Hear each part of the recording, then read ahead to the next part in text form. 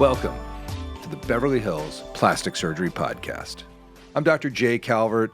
Today, I am here in the heart of Beverly Hills, behind the Beverly Hills sign, as a matter of fact, with my amazing co-host, Dr. Millicent Rovelo. Dr. Rovelo, how do you feel being so close to our office in this new studio? I'm feeling pretty fancy, I'm not going to lie. Like really fancy. It's pretty cool, huh? It's pretty cool. I know. Not too shabby. Yeah, not too shabby. Not too shabby. We like it.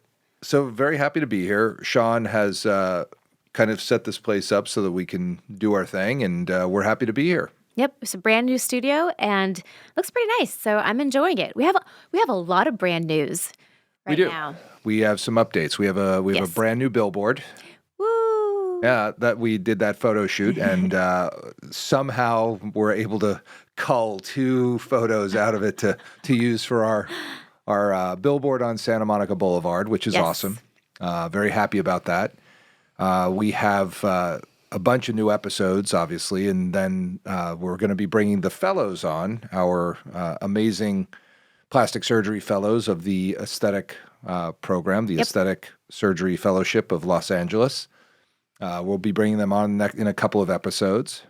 So happy to be here and happy to have a lot going on. All kinds of newness.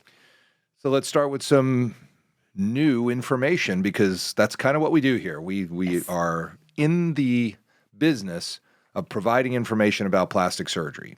Yes, laying it down, saying it straight, saying it right. Say it right. You say your name right.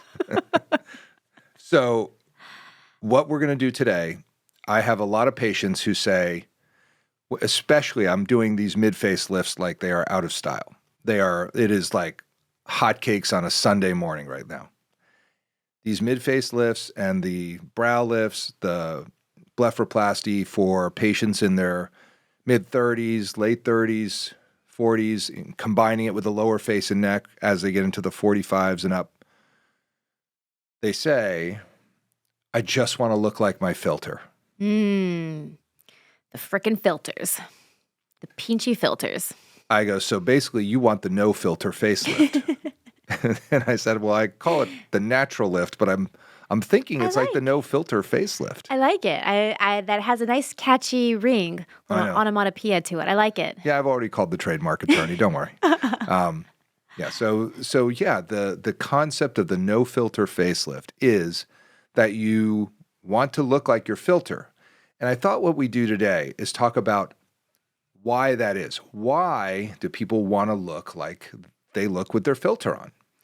Yeah, so you may have to explain this a little bit, because when you suggested this topic, I kind of did one of those things like, huh? What are you talking about? You did. So when you say they want to look like their filter, what is their filter doing to their face that they are trying to recreate?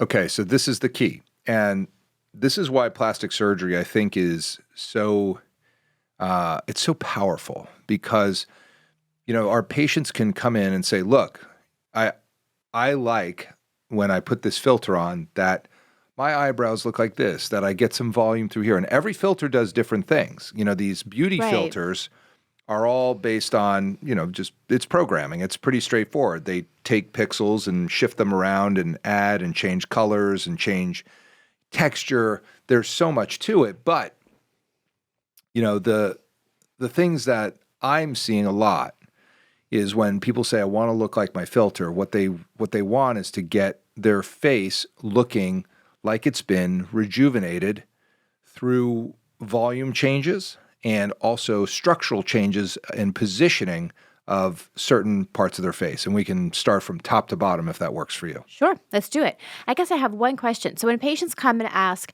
for a no-filter facelift, are they telling you specifically what they want about their face change, or do they just show you the photo and say, I want to look like this? Yeah, they show the photo and say, look at this. And look at this. Here's what I want. What can you do? Yeah, and they show that, they point to the picture on their iPhone or whatever, their Android, and say, this is what I'm looking to do. And a lot of the filters are, so they basically are plastic surgery, digital plastic surgery. They put the brow in a better position. They change volume of the lateral brow. They They make, and in fact, just to kind of digress for one quick second, Steve Hofflin, who is a great plastic surgeon, back when I was sort of training to become a plastic surgeon, he was known for doing all kinds of huge celebrities around town in LA and really from around the world. And Steve always talked about these volumetric eggs. He always talked about like there's an egg under the eyebrow. There's an egg over the zygoma. And he talked about these volumetric sort of collections of soft tissue that determined sort of how beauty would be perceived. And I remember him giving this lecture very clearly, and I said, yeah, that's it. It's about the volume itself and where it's located. And that's what these filters do, is they change those volumetric pieces of the face to look two things, more beautiful and more youthful. Right. And I was talking to a patient today who said, I want to look like I'm in my 20s again, and she's in her 30s. I said, well, that can't happen. Yeah. I mean, I don't think you can see 20 is a very different age than 30s. The 20s and the 30s are two different decades that you can't turn back the clock per se, but you can confuse the clock. And I think that's how you need to see it, because when you're in your 20s, like you're just out of your teens. Yeah, you still got the baby fat. Things like the face really hasn't come in yet. Yeah, you're an amoeba still. Yeah, you are. You're still like half baked. Yeah, like you're a protozoa. Like there's a long way to go. And so like when you come through your teens and into your 20s, like then I think it's that age of 24, 25, 26 that aging starts to really hit in terms of the structure of your face. And this is why, and if you listen to our What's with the Botox episode, you said like, oh yeah, you want to start young with your Botox because you want to start getting the rejuvenation early so that the structures of your face start getting used to being in the right position. Yes. And I guess that's what people are saying when they want the no-filter facelift, or they say they want to look like their filter, is they want to look rejuvenated and youthful again. And these filters are gosh darn good at doing that. I don't know how they figured out how to be plastic surgeons, but they did. And they've really taken the face and created sort of what you want to see and what looks better. And let's go through it. Let's go through, like you said, top to bottom. What are the changes that the filters are creating, and how can we make that happen with plastic surgery? So from the top, I always see that they put a little volume into the forehead. They add to the forehead soft tissue sort of volume.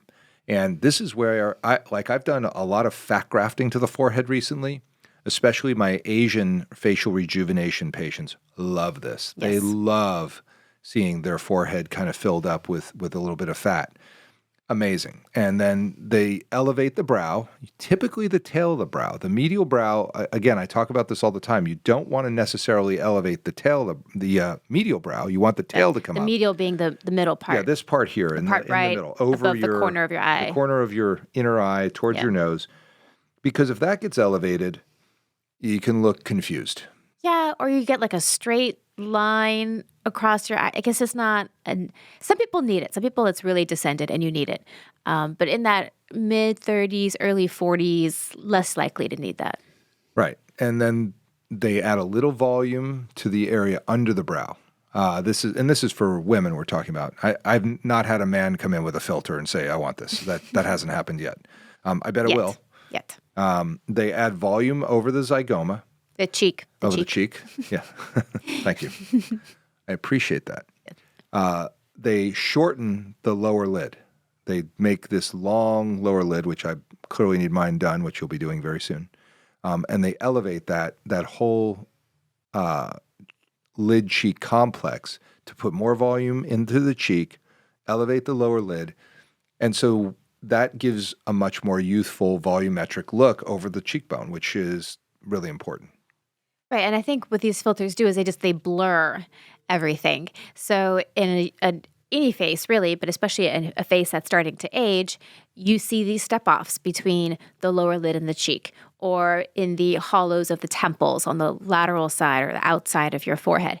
You see the shadows and the high points from these step-offs, these areas that no longer have a smooth sort of connection or transition between points of the face.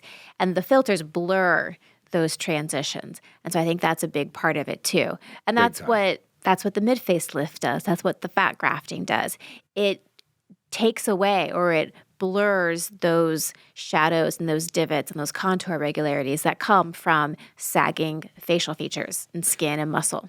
Absolutely. And so far what we've done is we've added volume. The upper face has been volumized, and we've expanded it. And so what has that done? It's made the top of the face a little bit larger and a little bit more contoured. Then as we come down through the middle of the cheek, over sort of the masseter and sort of where the buccal fat pad is. The area under the cheekbones, people. Well, look, this is why there are two of us. Because otherwise it'd just be a disaster. Okay? I was like, huh? What's a zygoma? Guy's a dork. So then in through here, it does the opposite. It starts to slim through the lower face. The filters slim the lower face. Right. And it starts to get rid of the hanging stuff here, the jowly stuff, and it starts to clean the jawline. And so when you clean up the border of the mandible, it tucks up the neck a little bit, cleans up the border of the mandible, might add a little bit of volume to the gonial angle. The jawbone, people. He's talking about the jawbone. Is that okay to say? No. Gonial angle? No. You're not going to go with that? No. There will be a test at the end of this podcast for everyone. So at the angle of the mandible, the corner, the jawbone, might put a little volume there, and then the chin, it usually doesn't square it off, but it'll smooth it, it'll round it out. I think, this is where like my sort of like, I'm sort of half on chin implants for females, because I think they tend to make women look a little bit more masculine. I agree. Some women need the volume. Some and women they need it, which is fine. But like for people that don't really need it, I'm kind of like, let's not do that. Yeah, it can make it a little harsh. Yeah, so that's sort of the concept of what we do when we do facial rejuvenation procedures with the deep plane facelift, the endoscopic upper face, the neck lift.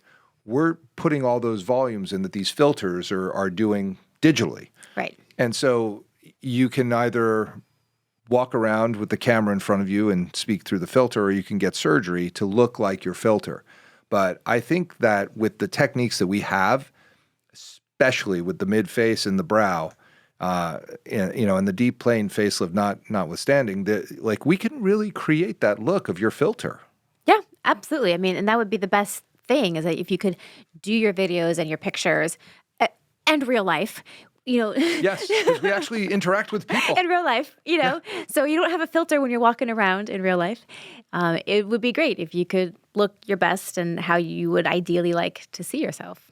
100%. And I really think that that is sort of the future of surgery, because, people do like the way they look on these digital alterations of themselves. They're very into it. They definitely like it. And I think for some people, I can't even believe I'm saying this, some people in a certain age range, some of these changes can be accomplished with non-invasive or minimally invasive procedures in the younger cohort of patients. So you're talking about some fillers, some maybe fat grafting, some skin tightening devices. Certainly skincare is huge. So your lasers and anything that's going to brighten your skin tone certainly helps give you that sort of dewy look. They have some new fillers out, the micro hyaluronic acid fillers, which give you kind of a dewy complexion. I'm on the fence. I'm not endorsing any of this too much, because I don't like shoving a bunch of fillers in the face, really. But that is an option for patients that are a little bit, surgery shy too. Yeah, you're not a filler advocate. I'm really not. I don't like fillers. Sorry, Allergan. Yeah. Sorry, Restylane. I'm sort of Like it's a necessary evil, I think, for some of my Yes. patients. And I agree. I'm not clearly I have done fillers in my face myself. Like I'm not saying it's like a hard and fast no. It's just to a limit. Yeah. I get upset when we're just constantly shoving stuff in our faces. I'm like, that can't be good. Judicious use of fillers. Yes, I agree. Yeah, so that's really the deal. I do think that you do have, I mean, with all plastic surgery, you got to get into the Medi Spa. You know, get in if you're in LA, get in with Orla or with Daniela. Get your Potenza and your Morpheus and all these other devices. Just for clarity, I am a consultant for Alma lasers and Cynosure lasers. But you know, these microneedling radio frequency technologies really help. Oh yeah, no, they're great. I mean, and all of the resurfacing lasers there. Yeah. I mean, how your skin ages and how your skin looks is a huge factor in how you age and appear over time. Like even when your face starts to fall and you don't get any plastic surgery, you don't get your facelift, if you have really nice skin, you can still look like you're younger than maybe you are. What did you see? Like you've done the Morpheus, right? The Morpheus 8. What did you see changed when you did that? What I noticed with the Morpheus, for me personally, was a diminishing of the nasolabial folds. Another place I don't love putting filler because you kind of get a weird animation thing with it, and you can get a little over puffy if you go overboard. And we're supposed to have some kind of cavity in that area. And I really noticed a difference with the Morpheus. One day, like 6 months after my last treatment, I was looking in my rearview mirror and I was like, whoa, hey, that looks better. So, I mean, that's what it's supposed to be for. It's supposed to be to build the collagen in areas that are deficient, and over time, hopefully, avoid or diminish the amount of fillers you may need. Well, I like it. I think we've kind of covered all the highlights of these facial filters. I'm sure there are filters for the butt So and body. how can you give me a cat face filter? I want the whiskers. I want the little ears. I think that's out there. I know there's some TikTok video of a deposition or something where the lawyer was on as a cat. His kid had been I saw that. fussing with his Zoom. He was like, I can assure you I am not a cat. It's like, are you sure? Because we thought you were. Yeah, no, got it. Well, anyway, I think that's where it all, goes to. I think our techniques for these facial rejuvenation procedures do create that filterless look. And if you have questions about it, definitely refer back to the Natural Facelift podcast. Listen to the one about the mid-face. We have a couple about mid-facelifts. We got a bunch about deep plane facelifts too. But I think, kind of referring to those and see if this stuff is right for you and, wherever you are in the world and, find somebody who's skilled in the art and you'll have good success. But for now, this is the Beverly Hills Plastic Surgery Podcast coming to you from the 90210.